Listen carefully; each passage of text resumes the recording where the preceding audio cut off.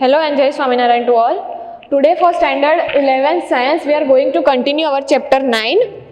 In that we are going to cover two topics. First one is topic 9.5 the stress and strain curve and second one is topic 9.6 elastic moduli. So first we'll see the stress and strain curve.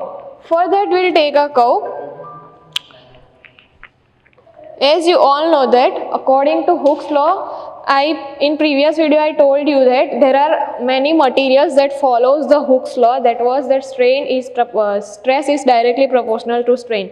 But there are also some material which after some point does not follow the Hooke's law. So for that we are going to draw the graph.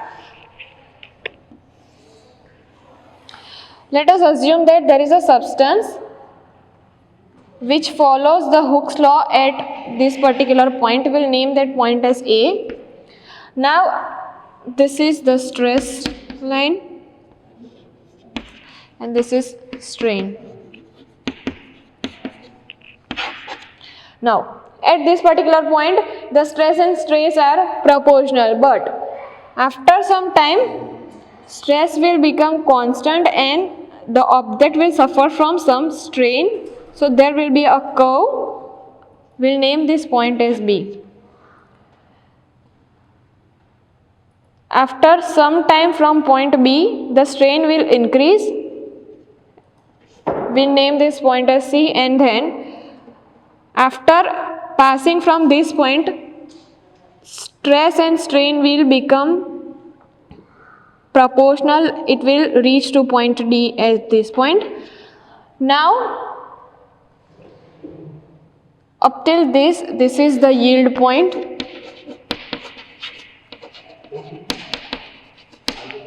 Okay, now when the object is suffering from this, after some time it will move like this, and this will name this point as E, that is our fracture point.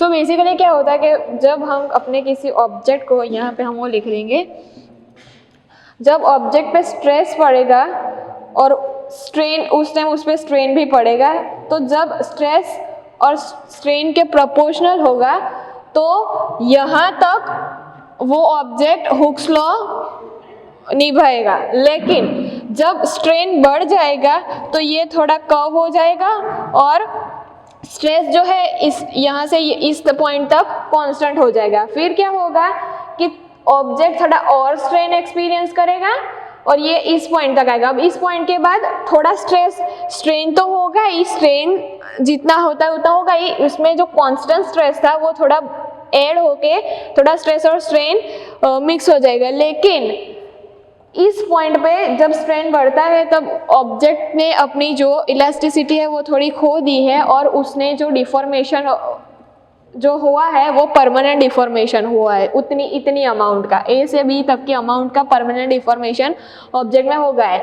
तो वो यहाँ पे reflect होगा. जब वो इस particular point D तक पहुँचेगा तब वो मैक्सिमम स्ट्रेन एक्सपीरियंस करेगा और आगे जाके उसकी इलास्टिसिटी या तो एकदम कम हो जाएगी और वो टूट जाएगा, या तो फिर बहुत छोटी अमाउंट की इलास्टिसिटी बचेगी, जिसकी वजह से वो जो ऑब्जेक्ट है वो अपनी प्रीवियस शेप को रीगेन नहीं कर पाएगा. तो ये ग्राफ ये दर्शाता है कि कुछ मटेरियल्स जो है वो कुछ हद तक ही हुक्स लॉ को अप्लाई होने देंगे. आफ्टर दैट पॉइंट जब उस पर स्ट्रेन बढ़ जाएगा तो वो हुक्स लॉ को अप्लाई नहीं होने देंगे. They will not follow the Hooke's law. अब कुछ टर्म्स है जो हम देख लेंगे कि पहली टर्म जो यहाँ पे हमने देखी कि जब यहाँ से कर्व होना शुरू हुआ हमारा ऑब्जेक्ट का तो वहाँ पे वो परमानेंट इतनी अमाउंट का परमानेंट डिफॉर्मेशन उस ऑब्जेक्ट में हो गया. अब जो the deformation is said to be plastic deformation, यहाँ पे जो होगा वो होगा प्लास्टिक डिफॉर्मेशन. वाई? बिकॉज उसमें कुछ अमाउंट तक तो इलास्टिसिटी चली ही गई है, इसीलिए इस पॉइंट पर प्लास्टिक डिफॉर्मेशन होगा.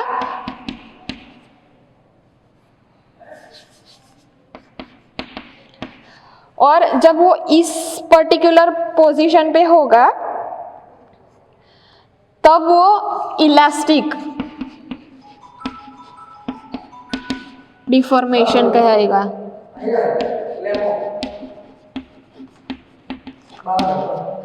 उसका मतलब क्या है कि ये जो A से B तक है उसने थोड़ी सी इलास्टिसिटी खोई है, लेकिन उसमें इलास्टिसिटी अब भी बाकी थी, तो उसे हम इलास्टिक डिफॉर्मेशन कहेंगे। लेकिन इस पॉइंट पर ना उसने अपनी ऑलमोस्ट सभी इलास्टिसिटी गवा दी, तो उस पोजीशन को हम प्लास्टिक डिफॉर्मेशन कहेंगे। मतलब कि यहाँ से आगे जाने के बाद वो अपनी प्रीवियस शेप रिगेन नहीं कर पाएगा, लेकिन इस पॉइंट पर जब होगा तो उसमें थोड़ी कंसिस्टेंसी होगी कि वो अपना रिगेन कर पाएगा। सो इसे हम इलास्टिक डिफॉर्मेशन कहेंगे और इस पॉइंट को हम प्लास्टिक डिफॉर्मेशन कहेंगे। अब जैसे कि मैंने बताया था कि ultimate tensile strength of the material, ये जो पॉइंट है ना D, वो मटेरियल का अल्टीमेट टेंसाइल स्ट्रेंथ पॉइंट है। इसे हम यहाँ पे मेंशन कर देंगे। ये जो है वो उसका अल्टीमेट टेंसाइल पॉइंट, और ये जो A है वो उसका यील्ड पॉइंट है। ठीक है। नाउ दूसरी चीज ये है कि ये जो D से E तक का जो डिस्टेंस है, अगर DE एकदम क्लोज होंगे तो वो जो ऑब्जेक्ट होगा उसे हम ब्रिटल कह सकते हैं। लेकिन अगर D और E के बीच का जो डिस्टेंस है वो बढ़ जाएगा तो उस ऑब्जेक्ट को हम कहेंगे डक्टाइल। मतलब कि अगर डिस्टेंस बढ़ गया, ये तो छोटा डिस्टेंस है, तो इसे हम कह सकते हैं कि ये हमारा ब्रिटल ऑब्जेक्ट है।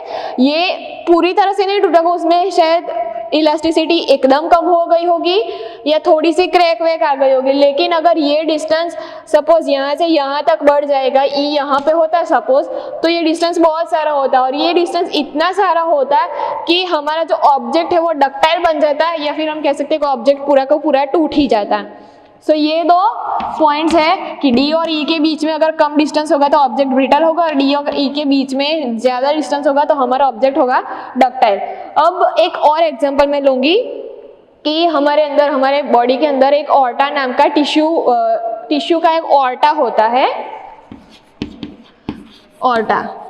तो वो एक वेन टाइप का ही होता है, तो उसमें इतनी अमाउंट ऑफ इलास्टिसिटी होती है कि वो स्ट्रेन को कांस्टेंट कर सकता है, और स्ट्रेस जितना भी है स्ट्रेन की वैल्यू उस केस में चेंज नहीं होगी। Let me show you the curve. ये जो मैं कर्व ड्रॉ कर रही हूँ वो हमारे बॉडी के अंदर जो ऑर्टा होता है उसके लिए है कि यहाँ तक उसका स्ट्रेस कांस्टेंट होगा, लेकिन एक टाइम के बाद वो ऐसा कर्व बनेगा जहाँ पे स्ट्रेन है उसकी वैल्यू कांस्टेंट हो जाएगी, भले ही आप जितनी अमाउंट ऑफ स्ट्रेस उस पर डालो।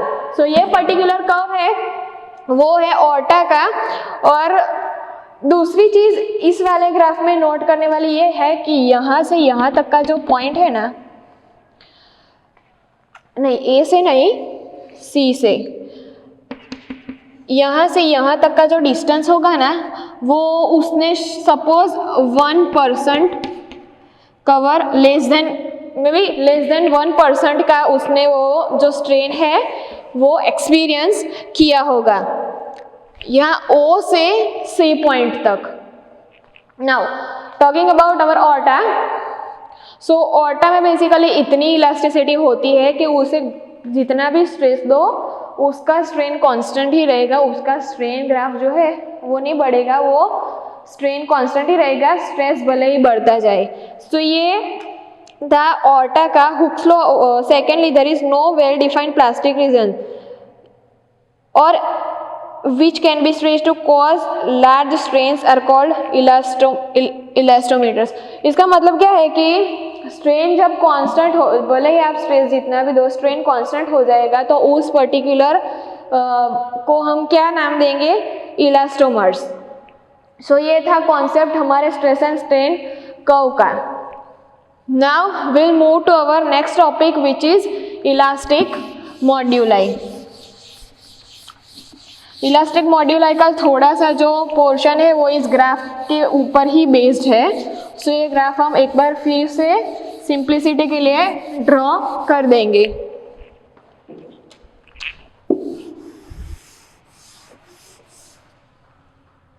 Topic 9.6 elastic moduli. Okay, so इसमें पहले हमने एक ऐसा ग्राफ देखा था, इसमें हम पूरा ग्राफ नहीं ड्रॉ करेंगे, ओ से ए तक का ही पॉइंट ड्रॉ करेंगे, यहाँ ओ से ए तक का पॉइंट। तो इसमें हमें क्या देखने मिला कि ये जो स्ट्रेस था वो हमारे स्ट्रेन से डायरेक्ट प्रोपोर्शनेट करता था, मतलब उसमें इतनी अमाउंट की कैपेसिटी होती थी कि वो अपनी प्रीवियस जो शेप है उसे रीगेन कर सके। So here is a definition that the proportional region with the elastic limit of stress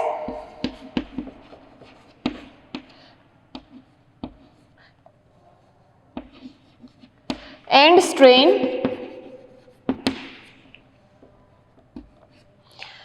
the proportional region with elastic limit of stress and strain, as I said 0 to a, ये O to a तक का point है, उसमें जो stress और strain की जो proportionality थी उसे हम कहेंगे modulus of elasticity.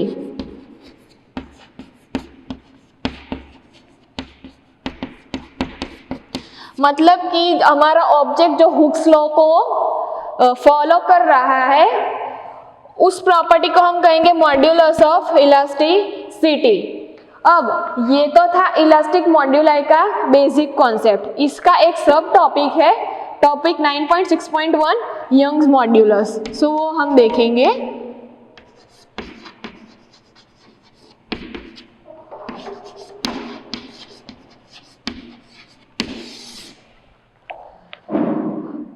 According to Young modulus, we have to keep two things in mind. First was the tensile or compressive stress,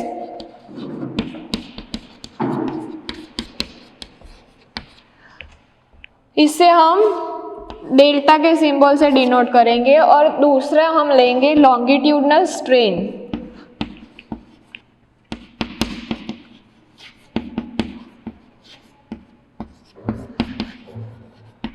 जिसे हम डिनोट करेंगे एप्सिलॉन से। So according to Young modulus क्या है? It is proportionality of tensile और compressive stress and epsilon, मतलब Young modulus y is equals to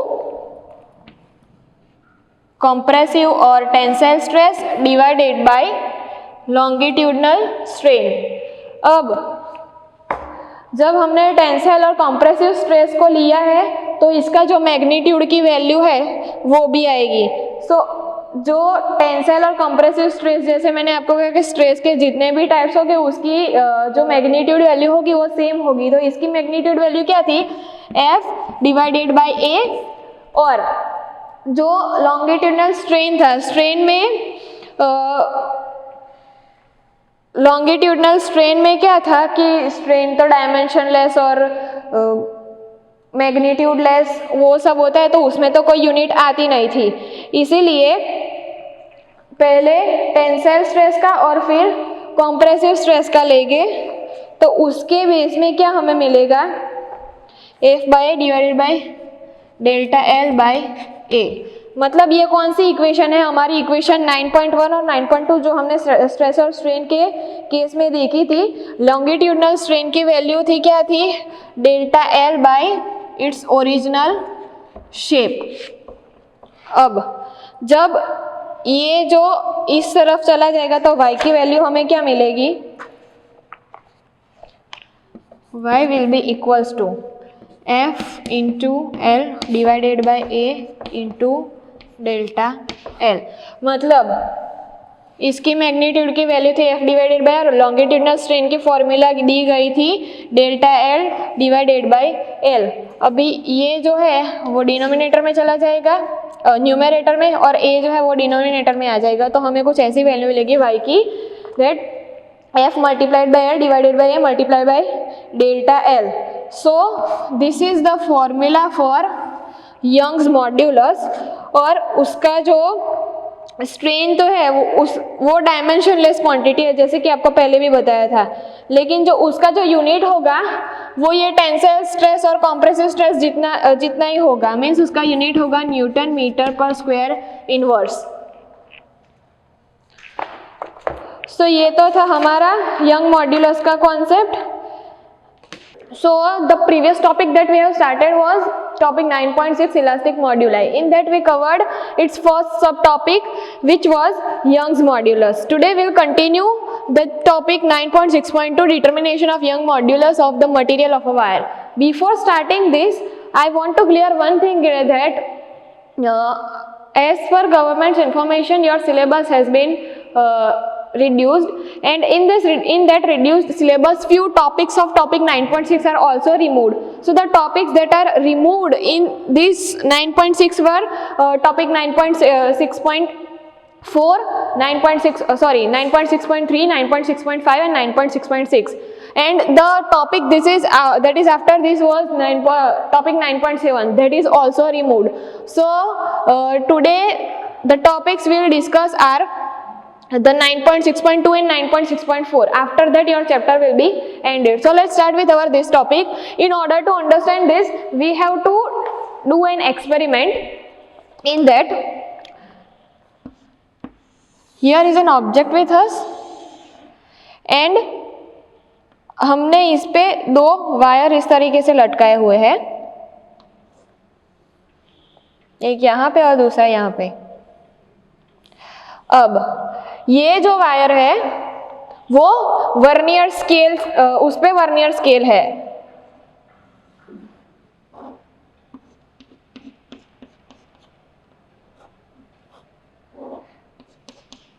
ये जो है वो हमारी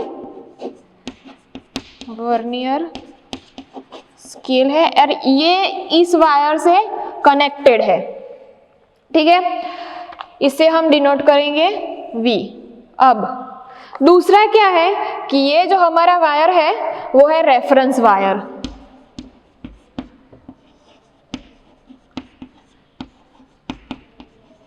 और ये वाला जो वायर है वो है हमारा एक्सपेरिमेंट वायर.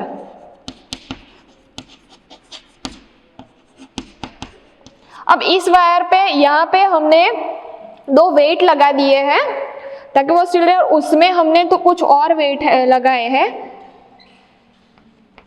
यहाँ पे 3 मास के वेट लगाए और यहाँ पे हम एक लगा देंगे ताकि ये जो वायर है वो स्ट्रेट रहे. अब यहाँ पे ज्यादा वेट है तो ये थोड़ी लंबी रहेगी, इसलिए हमने यहाँ पे एक इसके कंपैरिजन में एक वेट लगाया है ताकि ये भी स्ट्रेट रहे. ठीक है. सो बेसिकली इसमें क्या है कि ये एक्सपेरिमेंट मैं आपको थोड़ी थियरी बता देती हूँ कि द वायर ए, ये जो है हमारी वायर ए है, वो है हमारी रेफरेंस वायर जिसमें मैंने कहा है कि वर्नियर स्केल लगी हुई है. अब जो हमारी जो दूसरी वायर है, wire B, which is our experiment wire, so that has a uniform area of cross section, carries a pan with known weights as plate. मतलब ये जो है इसे वो पेन में वेट्स थोड़े लगाए हुए जो इस वायर से भी कनेक्टेड है और वायर ए से भी कनेक्टेड है. So the weight placed in pen exerts downward force and stretch the experimental wire under tensile stress. मतलब जैसे कि मैंने आपको कहा कि यहाँ पे हम वेट लगाएंगे तो ये वायर को वो थोड़ा खींचेगा नीचे की डायरेक्शन में. सो इस पे टेंसाइल स्ट्रेस बढ़ेगा. टेंसाइल स्ट्रेस क्या था कि हम ऊपर नीचे से पुल करते तो टेंसाइल स्ट्रेस में कि ये नीचे की तरफ डाउनवर्ड पोजीशन में पुश होगा. तो वो जब पुश होगा the elongation of wire increases the length. मतलब जो पहले जो वायर था वेट लगाने से पहले और वेट लगाने के बाद उसमें लेंथ का चेंजेस आएगा. पहले थी हमारी लेंथ L, जब ये वेट लगाया तो उसकी लेंथ हो गई डेल्टा L. ठीक है. अब the reference wire is used to compensate for any change of length that may occur due to room temperature. ये जो reference wire है उसमें जो स्केल लगाई है वो चेक करने के लिए है कि any change in the room temperature, and since any change in length of reference wire due to temperature change will be accompanied by equal change in experimental wire. मतलब कि इसमें जो कोई change आएगा that will be accomplished by this wire also because they both are connected. Now both reference and experimental wires are given initial small load. मतलब कि यहाँ पे भी हमने थोड़ा वेट के अंदर थोड़ा और वेट डाला और यहाँ पे भी वेट के अंदर थोड़ा सा और वेट डाला, लेकिन इसमें ज्यादा डाला है और इसमें कम डाला है. ठीक है. So note that experimental wire is gradually loaded with more weights, जैसे मैंने आपको बताया कि एक्सपेरिमेंटल वायर में हमने ज़्यादा वेट डाला है। सो पहले तो हम ये जो हमारा वायर है उसकी इनिशियल जो रेडियस है उसे r ले लेते हैं और जो उसकी इनिशियल लेंथ है उसे l ले लेते हैं, ठीक है। अब यंग्स मॉड्यूलस की फॉर्मूला हमने क्या निकाली थी, y is equals to sigma divided by epsilon, मतलब longitudinal stress by longitudinal strain, that was equal to force divided by a divided epsilon की वैल्यू क्या थी, delta l divided by l। अब इसको इस प्रॉपर टॉपिक में determine करने के लिए हमें क्या करना होगा कि पहले तो हमें ये L ले लिया, हमारी इनिशियल लेंथ R हमारा इनिशियल रेडियस। अब हम क्रॉस सेक्शन लेंगे pi R square, that is our cross section, ठीक है, क्योंकि इसमें क्रॉस सेक्शन आएगा, ये cross section. So cross section को हम पाई R स्क्वायर से डिनोट करेंगे and let M be the mass. M को हम लेंगे, M is equals to mass, ये जो मास हमने डाला है वो M मास, और ये वायर लटक रहा है मतलब इस पे ग्रेविटी का फोर्स भी होगा, तो हम लेंगे ग्रेविटी G, ठीक है। सो उसके बेस पे हमें इसकी फॉर्मूला की मिलेगी y is equals to force जो है वो हमारा मास इंटू ग्रेविटी हो जाएगा, क्योंकि ये वायर लटक रही है, सो मास इंटू ग्रेविटी हो जाएगा, so mass into gravity divided by हमारा cross sectional area pi R square. Also we have this things, right. So उसमें से फोर्स की वैल्यू हमने लगा ली। अब दूसरी चीज क्या है कि ये फोर्स डिवाइडेड बाय और delta L divided by L है, सो ये L ऊपर चला जाएगा और A नीचे आ जाएगा, तो हमें क्या मिलेगा F into L divided by delta L into A, ठीक है, इतना हमें मिला। तो अब फोर्स की जगह हमें मास इंटू ग्रेविटी लिख लिया, बाकी रहा है L divided by delta L, क्योंकि A तो हमारा क्रॉस सेक्शन हमने ले ही लिया है, तो हमें क्या मिलेगा मल्टीप्लीकेशन में L divided by delta L, इतना हमें मिला। अब इसके बेस पे हम क्या लिख सकते हैं कि y is equals to mg into L divided by delta L into pi R square, ठीक है। तो ये है हमारी formula for determination of Young modulus of material of wire. इसकी हमने यंग मॉड्यूलस की इस एक्सपेरिमेंट के बेस पे ये डिराइव की है। अब इसके यूनिट्स देख लेते हैं कि इसके यूनिट्स क्या हो गए। तो स्ट्रेस का यूनिट क्या था, न्यूटन मीटर पर इनवर्स स्क्वायर, तो यूनिट हो गया न्यूटन मीटर पर स्क्वायर, और कह सकते हैं कि पास्कल PA, ठीक है। तो ये है उसका यूनिट। डायमेंशन क्या होगी, डायमेंशन जो स्ट्रेस की थी जैसे पहले हमने निकाली थी वैसे ही सेम होगी, so that all will be same for this case. So ये था एक एक्सपेरिमेंट, और इस एक्सपेरिमेंट में के बेस पे से यंग मॉड्यूलस की क्या इक्वेशन डिटरमाइन होती है वो हमने इस पर्टिकुलर एक्सपेरिमेंट के बेस पे डिराइव की है। So this was our topic 9.6.2 determination of Young modulus of the material of a wire. अब हम मूव करेंगे हमारा नेक्स्ट टॉपिक, हम नेक्स्ट टॉपिक 9.6.4 लेंगे, क्योंकि 9.6.3 आपके सिलेबस में से निकाल दिया गया है। सो जो टॉपिक 9.6.4 है वो है पर्टिकुलर बल्क मॉड्यूलस का। सो बल्क मॉड्यूलस के केस में हमने कुछ पुराने सेक्शंस जो है वो रिकॉल करने पड़ेंगे।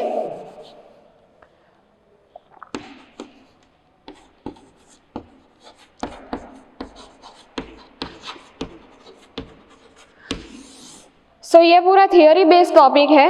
बल्क मॉड्यूलस में इसके इक्वेशन हम डिराइव करेंगे, लेकिन पहले मैं आपको थियोरी बता देती हूँ। तो बल्क मॉड्यूलस में बेसिकली क्या है कि रिकॉल कीजिए सेक्शन 9.3 जिसमें हमने एक स्पॉन्ज बॉल वाला एग्जांपल लिया था कि जब उसको वाटर में डालते हैं तो वाटर का जो फोर्स है वो उसके पूरे के पूरे वॉल्यूम पे आएगा परपेंडिकुलर डायरेक्शन में। तो जब ऐसा होगा तो जब आप बॉल को पानी से बाहर निकालोगे तो उसकी वॉल्यूम थोड़ी सी कम हो जाएगी, उसकी वॉल्यूम में चेंज आ जाएगा, ठीक है। लेकिन बल्क के केस में क्या होता है कि बल्क जो मटेरियल है उस पे आप ऐसे फ्लूइड में डालोगे वाटर में तो वो अपना वॉल्यूम चेंज नहीं करेगा, ठीक है।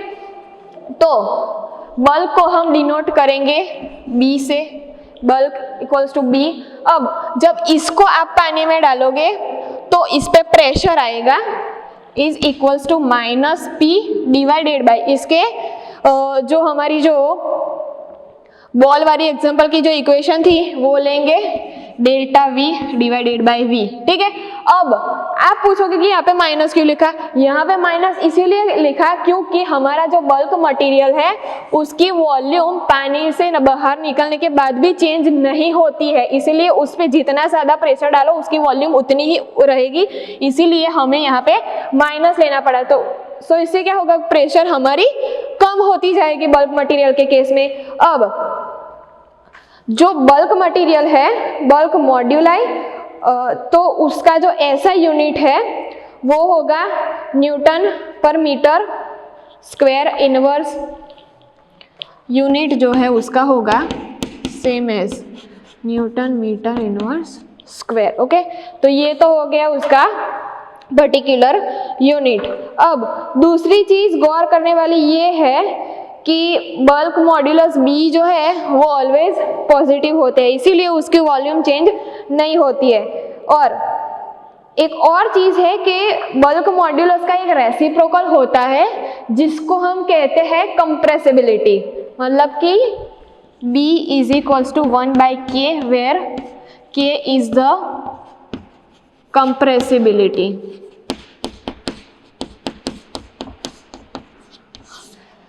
सो कंप्रेसिबिलिटी का मतलब क्या है कि the reciprocal of bulk modulus is called compressibility and is denoted by K। So अगर हमें कंप्रेसिबिलिटी की फॉर्मूला चाहिए तो हम सिंपली B को राइट हैंड साइड ले जाएंगे और राइट हैंड साइड लाएंगे और K को लेफ्ट हैंड साइड लेकर जाएंगे। सो इसके बेस पे हमें क्या मिलेगा, K is equals to 1 divided by B। अब यहाँ पे B की इक्वेशन पुट करोगे तो क्या मिलेगा, 1 divided bye minus P divided by delta V divided by V, ठीक है। इतना हमें मिला। अब ये जो इतने हम K की इक्वेशन इतने तक ही रखेंगे, ठीक है। So let me write this equation again. K की इक्वेशन हमें मिलेगी K is equals to 1 divided by P whole divided by delta V by V, और ये माइनस है क्योंकि हमारा प्रेशर था माइनस में। सो ये -1 divided by P whole divided by delta V by V। Delta V by V क्या है, हमारा जो बॉल वाला एग्जाम्पल लिया था उसकी पर्टिकुलर इक्वेशन है, that change in volume of the ball divided by the original volume of ball. So ये था हमारा इक्वेशन, बल्क मॉड्यूलस के लिए जो इक्वेशन था वो ये था, और उसकी कंप्रेसिबिलिटी के लिए जो इक्वेशन था वो था ये। अब कंप्रेसिबिलिटी की बात करें तो हमारे पास जो 3 टाइप के मटेरियल्स होते हैं, सॉलिड, लिक्विड और गैस, उसकी कंप्रेसिबिलिटी और बल्क का थोड़ा सा रिकॉल कर लेंगे। तो पहले तो हम देखेंगे सॉलिड मटेरियल्स का। तो सॉलिड मटेरियल्स में उसके जो मॉलिक्यूल्स इतने टाइटली बाउंडेड होते हैं कि वो अपना शेप ज़्यादा मतलब जल्दी से चेंज नहीं करेगा। सो उसकी जो बल्क कैपेसिटी होगी वो सबसे ज़्यादा होगी, और जहाँ पे बल्क कैपेसिटी सबसे ज़्यादा होगी वहीं पे दूसरी साइड उसकी कंप्रेसिबिलिटी सबसे कम होगी, ठीक है। नाउ ये तो थी सॉलिड मटेरियल्स की बात। अब बात करेंगे लिक्विड की। तो लिक्विड में जो बल्क की और जो कंप्रेसिबिलिटी होती है वो मीडियम होती है, दोनों के इक्वल होती है, ठीक है। लेकिन अब बात आती है गैस मटेरियल की।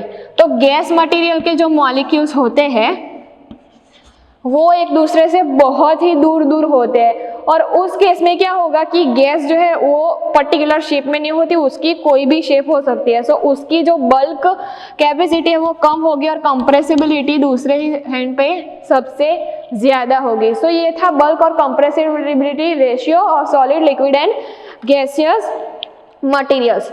So here we end our topic 9.6.4 and also our main topic 9.6, and also here we end our chapter 9. जो रिमेनिंग टॉपिक्स है जो आपके सिलेबस में से कट किए गए हैं, वो हमारा जो पूरा बुक का सिलेबस खत्म होगा तब वो हम जो रिमोट टॉपिक्स है वो कवर करेंगे. So here we have ended our chapter 9. That is it. Thank you.